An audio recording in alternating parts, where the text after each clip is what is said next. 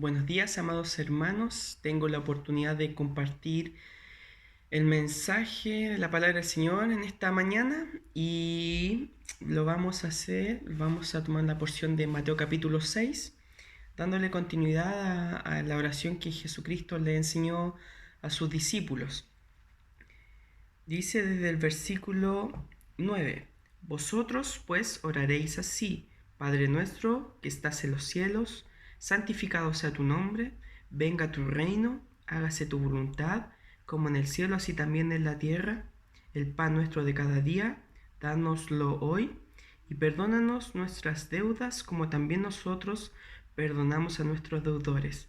No nos metas en tentación, mas líbranos del mal, porque tuyo es el reino y el poder y la gloria por todos los siglos. Amén. Oremos, hermanos.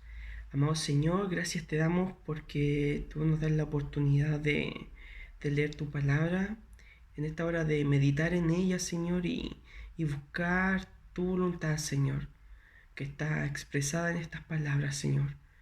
Ayúdanos, Señor, a tener un entendimiento, una comprensión bíblica de lo que tú nos quieres enseñar en esta hora. Que tu gracia y tu Espíritu Santo nos esté sosteniendo y dirigiendo nuestros pensamientos, nuestras emociones y nuestros sentimientos. En el nombre de Cristo Jesús te pedimos estas cosas. Amén y amén. Bien, yo solamente me quiero detener en los versos 10 y 11. Y aquí dice: venga tu reino.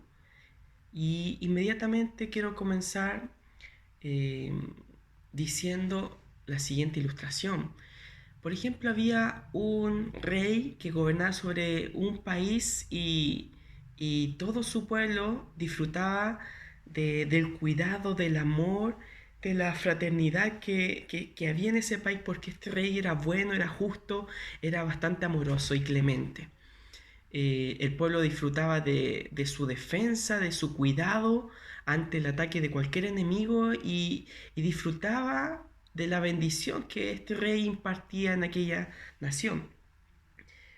No muy tardíamente, algunos de este pueblo que vivían bajo esta bendición tomaron la decisión de querer gobernar por ellos mismos y ser ellos mismos reyes en otros lugares. Así que prontamente dejaron esta nación para eh, tomar un gran y largo viaje hacia un destino desconocido, hacia otro lugar, para que ellos puedan ser sus propios reyes. No muy tarde se encontraron con un emperador que era bastante malvado y perverso, y que los tomó a aquellos que se fueron de esta nación justa, de este rey justo, de este gobierno justo, y que los tomó para dominarlos y hacerlos esclavos para su propio reinado perverso. Es así cuando estos hombres empezaron a darse cuenta y a meditar en qué grandes bendiciones disfrutaban bajo el gobierno de este rey bueno y justo, ¿cierto? Y empezaron a extrañar y se empezaron a lamentar grandemente. Pero este rey bueno y justo, que conocía a cada uno de su pueblo, se dio cuenta de que algunos se habían ido y habían caído en manos de un emperador perverso. ¿Qué es lo que hace este rey bueno y justo? Va él mismo a la batalla y junto con su ejército vencen a este emperador y liberan nuevamente a estos que pertenecían a ese pueblo, ¿cierto? Aquellos que decidieron voluntariamente irse, y este rey los libera y les dice que son libres.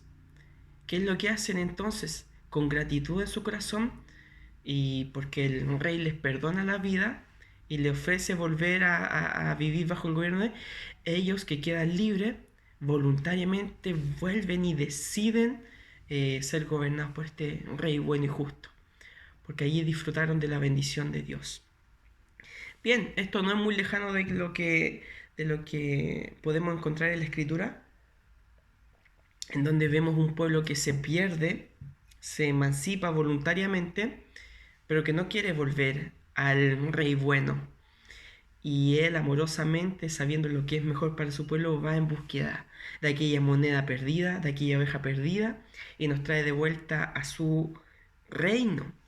Venga tu reino. ¿Qué es el reino de Dios?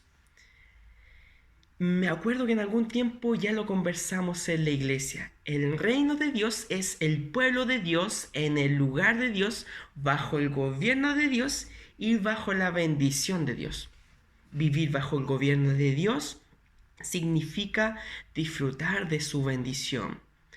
Este concepto del reino de Dios es un concepto unificador, transversal a través de toda la escritura, que une un tema, este tema del reino de Dios, une toda la escritura y la enlaza. ¿Por qué? Porque el concepto del reino de Dios ya lo vemos desde la creación de Adán, cuando es puesto también en un lugar para que trabajara y laborara y sojuzgara todas las cosas bajo el gobierno de Dios, disfrutando de su bendición. Cuando Adán decide voluntariamente emanciparse de este reinado, pierde la bendición de Dios. Y así es como este reino de Dios de alguna manera se pierde. Pero al mismo tiempo Dios, que es bueno, que ama incansablemente a su pueblo, ama entrañablemente a su pueblo, no lo deja a la deriva ni tampoco en la perdición eterna, sino más bien es el mismo Dios que empieza a prometer que el reino de Dios volvería a establecerse. Y así se lo muestra a Abraham, diciéndole: en ti serán benditas todas las naciones de la tierra. Así también vemos que este reino se establece parcialmente en el pueblo de Dios en el Antiguo Testamento, porque el Señor libera a Israel de Egipto y lo lleva a Canaán y la tierra que el Señor le iba a dar. Y allí empezaron a disfrutar de la bendición de Dios en el lugar que el Señor lo había llevado. Pero prontamente el pecado siempre y nuevamente empieza a afectar la relación que Dios establece con el hombre. Y que lo que pasa, como juicio temporal, Dios permite que Israel sea exiliado y sea quitado de la tierra prometida, ¿cierto? Así que este reino de Dios, donde Dios establece su gobierno, se establece pero parcialmente. Es así como vamos a ver en esta línea continua cómo el reino de Dios empieza entonces a ser profetizado hasta que llegue a establecerse. Lo cierto, hermanos, y esto lo podemos conversar desde la mirada en que Cristo ya vino. El reino de Dios ya estaba presente cuando Jesucristo vino por primera vez. Jesús inició su ministerio anunciando: se ha cumplido el tiempo, el reino de Dios está cerca. Mateo 1:15. Lucas 17:21 también dice: porque he aquí el reino de Dios está entre vosotros. Con su muerte Jesucristo solucionó el problema del pecado e hizo posible para algunas personas de la humanidad volver a tener una relación personal con Dios Padre. Es así como también vamos a ver de que el reino de Dios ya está presente. Dios desea algo. Cuando dice, nos enseña ahora: venga a tu reino, quiere decir que este reino de Dios también tiene que ser proclamado. Vivimos en el periodo en el cual la Escritura llama los últimos días. El Evangelio tiene que ser predicado. Dios eligió en la eternidad a su pueblo, a cada uno de su pueblo, pero al mismo tiempo en la eternidad eligió el medio por el cual iban a ser llamados aquellos que pertenecen al pueblo de Dios. Y esto es por medio de la predicación. No, más bien por medio de la locura de la predicación.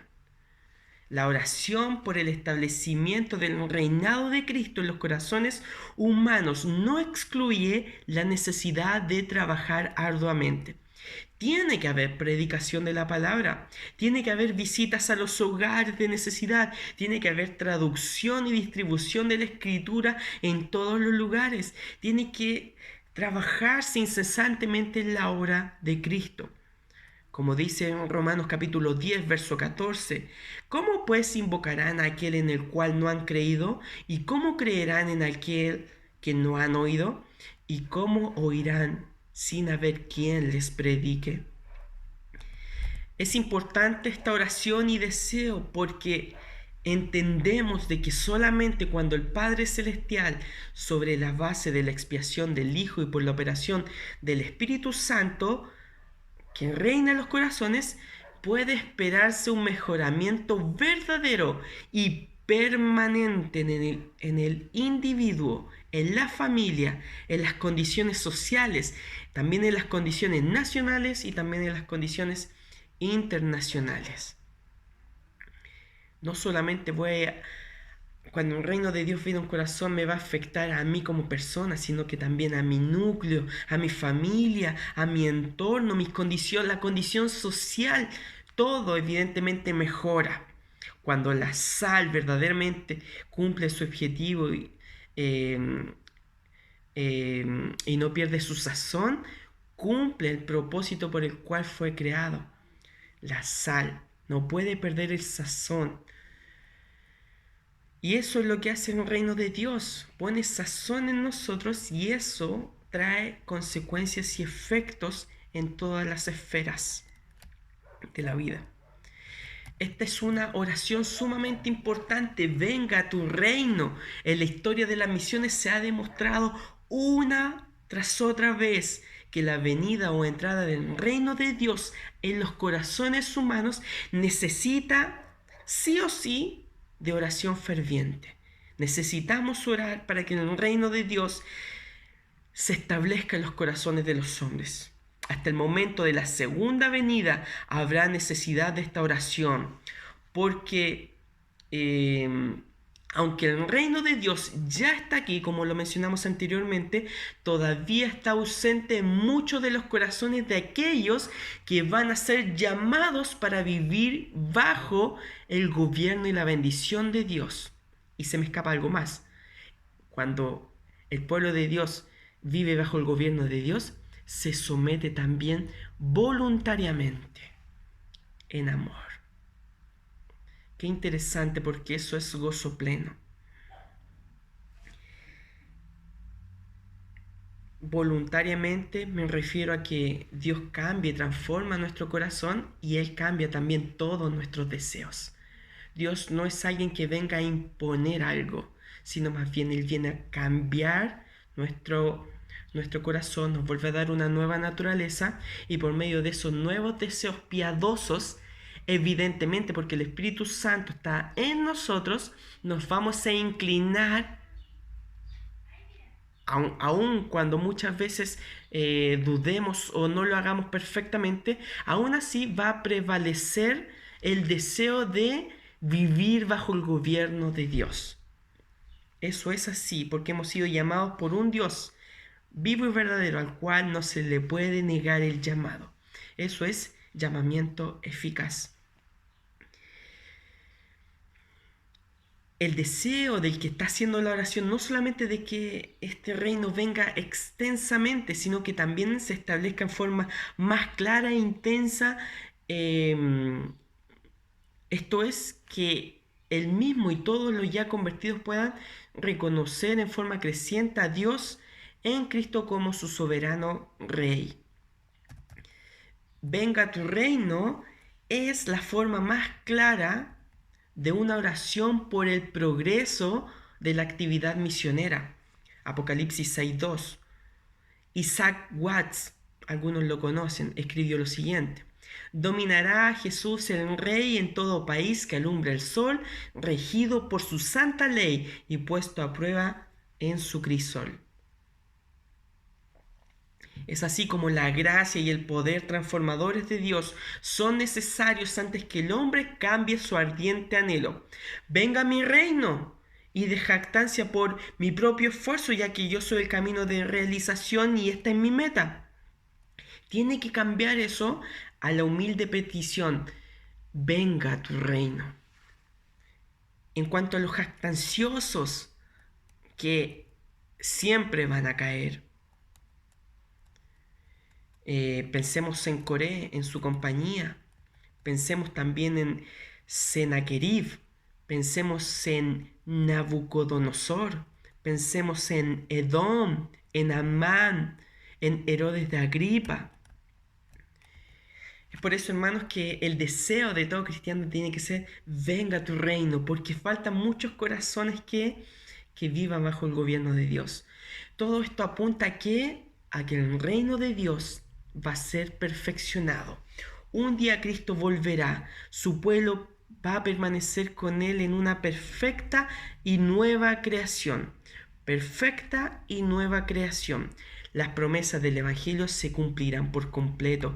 El libro de Apocalipsis describe un reino plenamente restaurado.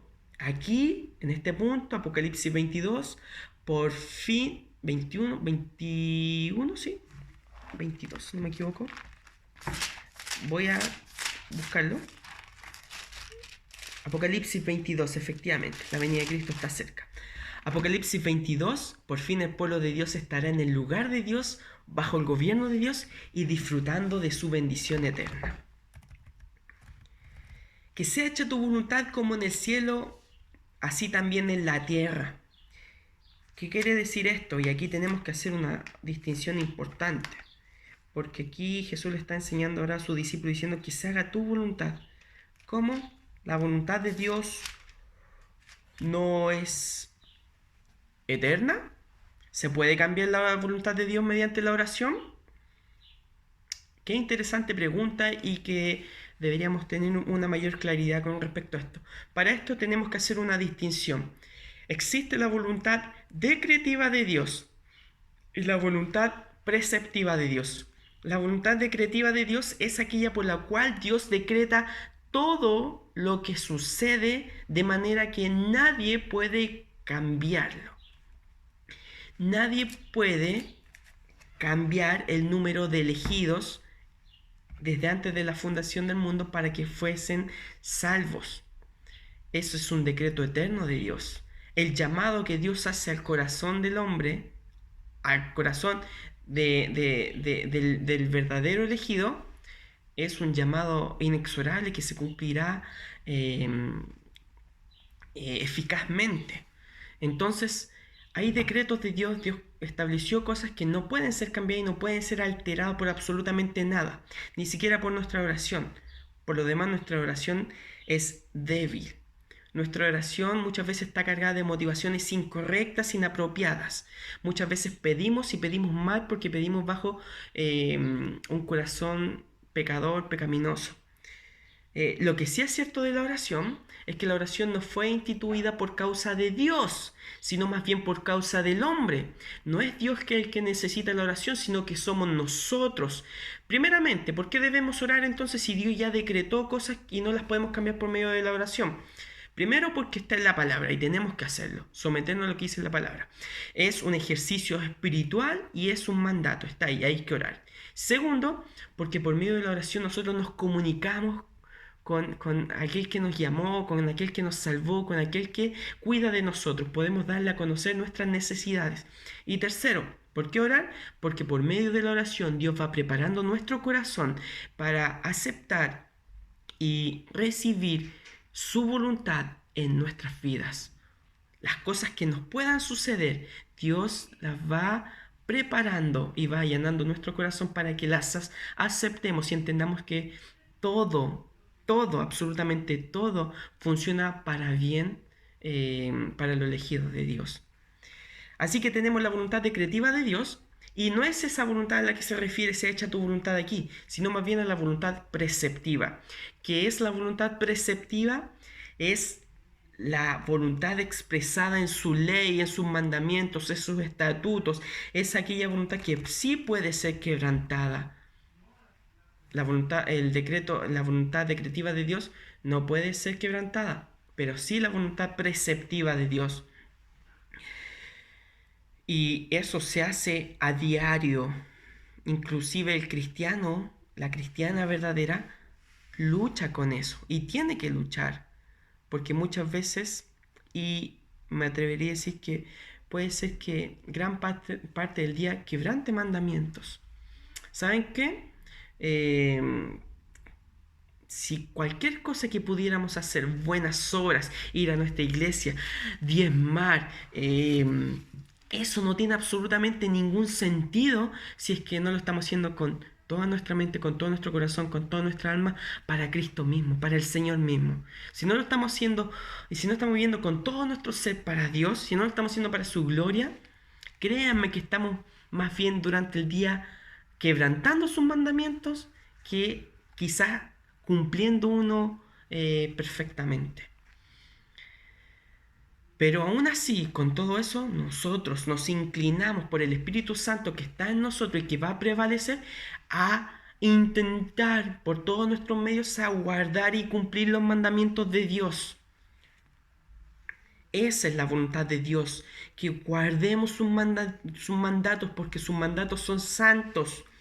No son un medio para lograr la salvación o la justificación, sino más bien son un medio para alcanzar la santificación, hermanos. Qué interesante también notar eso, que no tenemos que forzarnos a cumplir los mandamientos de Dios para agradar a Dios. No, hermanos. Nosotros agradamos a Dios por Cristo solamente por gracia, porque estamos en Cristo, una posición que no puede cambiar.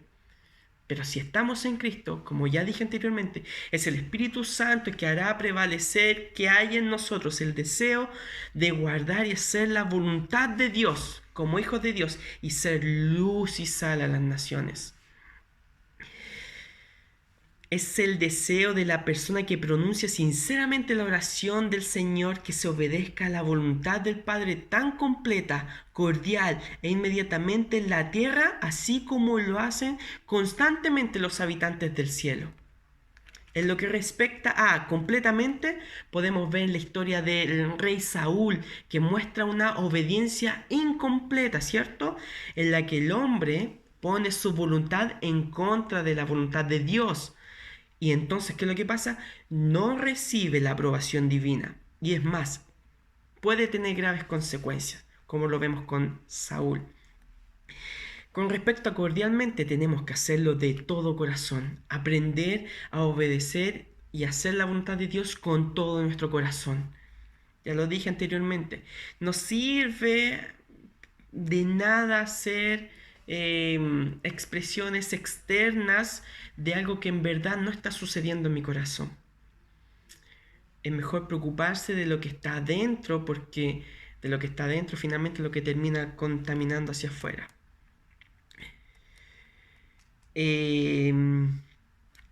Así que lo que respecta a cordialmente tiene que ser de todo corazón. Y en cuanto a inmediatamente, vamos a ver que los querubines en la visión de Ezequiel en el trono de la carroza, que está equipado cada uno con 4 rostros, y la carroza misma tiene ruedas, de modo que sus conductores siempre estaban listos para llevarlos donde el Señor quisiera. Esto está proporcionando una ilustración más que vivida del tipo de obediencia que le agrada a Dios que está en los cielos. Que estemos prestos a hacer la voluntad de Dios, inmediatamente dispuestos, preparados para toda buena obra. Tenemos ejemplos humanos: Noé, Abraham, Josué, Samuel, Simón, Andrés, Santiago, los apóstoles, María de Betania. Pero el mayor de los ejemplos de todo esto es Jesucristo, hombre. El más grande de todos los ejemplos de aquel que hizo la voluntad de Dios perfectamente aquí en la tierra, aquí en la orbe, es Jesucristo. Jesucristo dijo: no penséis que he venido a abrogar la ley o los profetas. No he venido para abrogar, sino más bien para cumplir. Mateo 5:17. Fue Jesucristo mismo que dijo en el huerto, en el Getsemaní: no sea como yo quiero, sino como tú quieres. Mateo 26:39. Jesucristo mismo, que nació bajo la ley, le dio cumplimiento a toda la ley de Dios sin quebrantar un mandamiento. o sea Jesucristo con toda su vida, desde que nació hasta que murió, su vida humana aquí, Él todo lo que hizo, lo hizo con toda su mente, con todo su corazón, con toda su alma, con todas sus fuerzas para la gloria del Señor. Absolutamente todo. Hasta respirar, todo eso lo hizo para el Señor. Jesucristo cumplió con la ley de Dios plenamente. Si el creyente ha de participar activamente en la santificación del nombre de Dios y la venida de su reino y también hacer su voluntad, entonces parte activa que está ciertamente implícita en estas tres peticiones, en las primeras tres peticiones, tiene que tener pan para subsistir, ¿cierto? Así que Jesucristo, que no olvida las necesidades físicas de sus discípulos para que ellos puedan vivir y ser felices y para que puedan apoyar con vigor las causas del reino. Entonces Jesucristo también, pasamos al tercer y último punto, danos hoy nuestro pan cotidiano. ¿Qué quiso decir Jesucristo con esto? Significa que danos hoy nuestro pan para el día en curso, para este día, el que es necesario. Esto significa, Señor, danos del pan necesario que sea para la subsistencia. Tenemos que asegurarnos de que la interpretación que le damos a este pasaje vaya acorde con lo que dice Jesucristo en los pasajes más abajo, verso 31 del mismo capítulo 36. No os afanéis pues diciendo qué comeremos o qué beberemos o qué vestiremos, porque los gentiles buscan todas estas cosas, pero vuestro Padre Celestial, que sabe que tenéis necesidad de todas estas cosas, más buscad primeramente el reino de Dios y su justicia, y todas estas cosas os serán añadidas. Así que no os afanéis por el día de mañana, porque el día de mañana traerá su afán, basta cada día su propio mal. Lo que se ha dicho hasta aquí entonces indica que por medio de esta petición Jesús enseña a sus discípulos a ser moderados en sus deseos y peticiones. Esto aparece en forma aún más sorprendente en el original, donde las palabras nuestro pan cotidiano aparecen al principio de la misma petición. Nuestro pan cotidiano, dánoslo hoy. ¿Los discípulos deben pedir pan? Sí, pero no lujos. Como dice Agur en su frase, en su oración, no me des pobreza ni riqueza, manténme del pan necesario, no sea que me sacie y te niegue y diga, ¿quién es Jehová? O que siendo pobre, hurte y blasfeme en nombre de mi Dios. Esta es la oración de Agur, ¿cierto? Proverbios 30. Ni la teología de la prosperidad, ni la teología de la miseria. Esto quiere decir que Dios, que es el buen Padre, que se encarga de absolutamente todo, hasta de cuando cae un cabello de nuestra cabeza, Él sabe todo.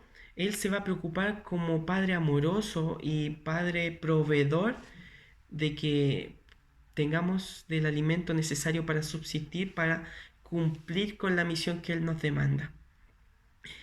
Pero al mismo tiempo, la Biblia no avala la teología de la prosperidad por medio de la predicación del Evangelio. No estoy diciendo que no se puedan tener bienes, solamente estoy diciendo de que hay muchos que predican el Evangelio y miden la bendición de Dios por medio de los bienes materiales que puedan adquirir o su patrimonio. Eso no es así. Aquí lo que está haciendo Jesús es dándonos el pan cotidiano, el pan del día de hoy, tiempo presente, para que no se afanen por el día de mañana, no se afanen. Pidamos lo necesario para subsistir en este día. Por cierto, es claro que la palabra pan aquí no tiene que tomarse de manera literal, sino que tiene que ver con todo el alimento que es necesario para sostener la vida física. Aquí no solamente se enseña la moderación, sino que también se enseña la confianza que hay que tener en el Padre Celestial, que ama, cuida a su pueblo. Sin embargo, no es hacer provisión para el futuro lo que se condena, sino la ansiedad por el futuro, como si no hubiera un Padre Celestial que estuviera cuidando de nosotros. Es cierto que esto está hablando de la necesidad material que podemos tener en cuanto a la alimentación. Pero esto está apuntando también a algo más y con esto quiero ir concluyendo. El pueblo de Israel había sido liberado de Egipto con la promesa de llegar a la tierra prometida, ¿cierto? Sin embargo, llevaban probablemente un mes y medio caminando en el desierto, agotados y frustrados por divagar sin ver una señal de aquel lugar tan esperado y anhelado. Y peor aún, sin tener ni agua ni alimento. Y es aquí donde encontramos la historia del maná en Éxodo capítulo 16. La provisión del maná era diaria, no se podía guardar, ¿cierto? Porque se llenaba de gusanos. El mandato de Dios era que tenían que tomar del pan diario, de que no lo podían guardar de un día para otro y que hasta el sexto día de la semana recogieran pan, tomaran doble porción porque el séptimo se descansaba. La provisión del maná era diaria, no semanal ni mensual, porque el Señor quería enseñarle a su pueblo y a nosotros el día de hoy que más allá del alimento físico, la mayor necesidad que tiene el hombre en esta vida, en medio de este desierto, es una relación íntima que dependa de Él. Necesitamos saber que Él es el Señor y debemos conocer que Él es nuestro Dios. En el verso 4 de Éxodo 16, yo haré llover pan del cielo para ustedes. El pueblo saldrá y recogerá diariamente la porción de cada día para ponerlos a prueba si andan o no andan en mi ley. Énfasis añadido por mi parte. Cuando a Israel le faltó la comida, entonces ¿qué hizo? Murmuró y Dios le proveyó del alimento. Pero junto con esa comida venía una lección aún mucho mayor. Él te humilló y te dejó tener hambre, y te alimentó con el maná que tú no conocías ni tus padres habían conocido, para hacerte entender que el hombre no solo vive del pan, sino que vive de todo de lo que procede de la boca del Señor. Deuteronomio 8:3. Por cierto, palabra utilizada por el Señor para ser librado de la tentación en el desierto. No solo de pan vive el hombre, sino de todo lo que procede de la boca del Señor. Ese fue el propósito del maná en el plan de Dios para su pueblo. ¿Qué tiene que ver esto entonces con darnos el pan nuestro de cada día?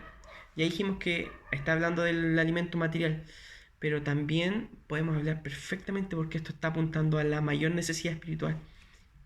¿Quién es el verdadero maná? Juan 16 es el capítulo más largo del Nuevo Testamento, ¿cierto? Y allí, ¿qué es lo que vemos? Personas que tienen hambre. El contexto de este pasaje son dos escenas muy conocidas y muy memorables. La alimentación de los 5.000 por parte de Jesús y otro milagro no tan público cuando Jesús caminaba sobre el agua.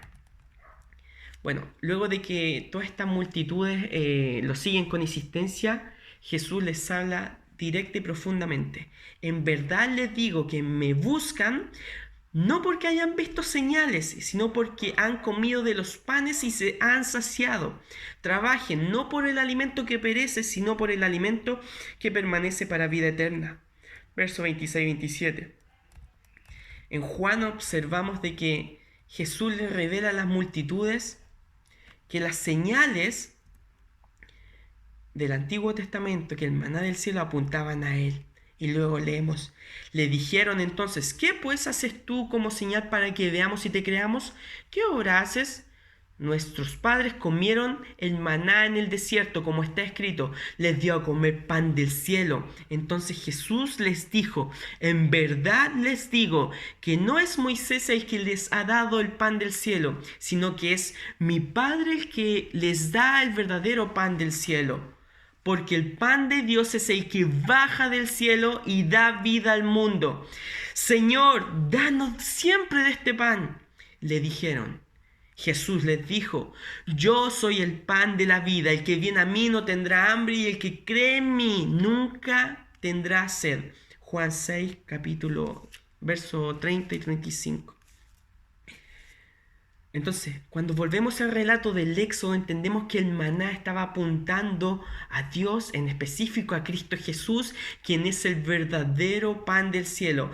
Esa es la verdadera y más grande provisión de Dios para sus hijos.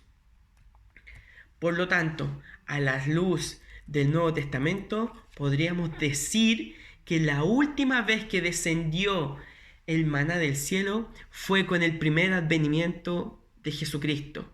Hoy estamos a la espera de que Él vuelva por segunda vez, agradecidos y agradeciendo a Dios por su provisión salvadora. Venga a nosotros tu reino, hágase tu voluntad en el cielo así como en la tierra. Hágase tu voluntad como en el cielo, así también en la tierra, dándonos hoy nuestro pan de cada día. Bien, hermanos, entendiendo un poco más de esta palabra y entendiendo de que solamente cuando nos alimentamos del verdadero maná del cielo, que es Cristo mismo, el pan de vida, es que el reino de Dios se va a acercar, va a venir a nuestros corazones y vamos a poder cumplir con la voluntad de Dios en este lugar, glorificándole con toda nuestra vida. Miremos a Cristo, sigamos mirándole a Él, porque Él es la verdadera provisión del cielo para nosotros. Él es nuestro verdadero pan espiritual. Y el Señor, que conoce todas las cosas, se encargará también de proveernos de lo material. Oremos al Señor. Padre amado, gracias te damos porque podemos compartir tu palabra y meditar en ella, Señor. En esta hora nos sumamos a esta gran oración, Señor. Que venga tu reino a este lugar, Señor. Sí, porque es mucho mejor vivir bajo tu gobierno, bajo tu bendición, guardando y cumpliendo tu estatuto y mandamientos, Señor. Para guardar tu voluntad, Señor. Ese es nuestro deseo en esta hora, Señor, que el reino de Dios pueda establecerse en los corazones de aquellos que aún no te conocen. Señor, ayúdanos a ser agentes, Señor, para la extensión de tu reino hacia todas las naciones, Señor. En todas nuestras esferas donde nos movamos, Señor. Que sea tu gracia con nosotros para que, Señor, con valentía prediquemos tu palabra fielmente. Somos débiles, somos pecadores. En esta hora te pedimos perdón, Señor, si no hemos guardado, ni hemos hecho tu voluntad, ni hemos buscado hacer tu voluntad. Te pedimos perdón, pedimos que tu Espíritu Santo nos pueda enseñar, dirigir, instruir a conocer cuál es tu voluntad. Sabemos que en tu palabra revelada podemos conocer tu voluntad y sabemos que tu voluntad es buena, es agradable y es perfecta. Ayúdanos a guardar tus mandamientos, Señor.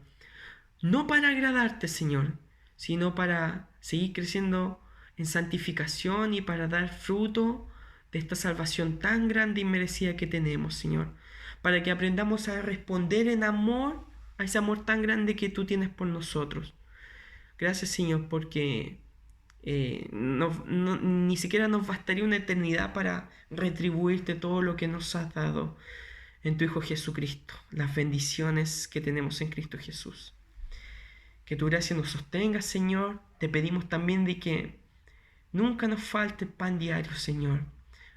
Que en cada uno de tus hijos, Señor, que en cada mesa donde se proclame tu nombre, Señor, se te ora a ti, Señor, no falte la provisión diaria, Señor.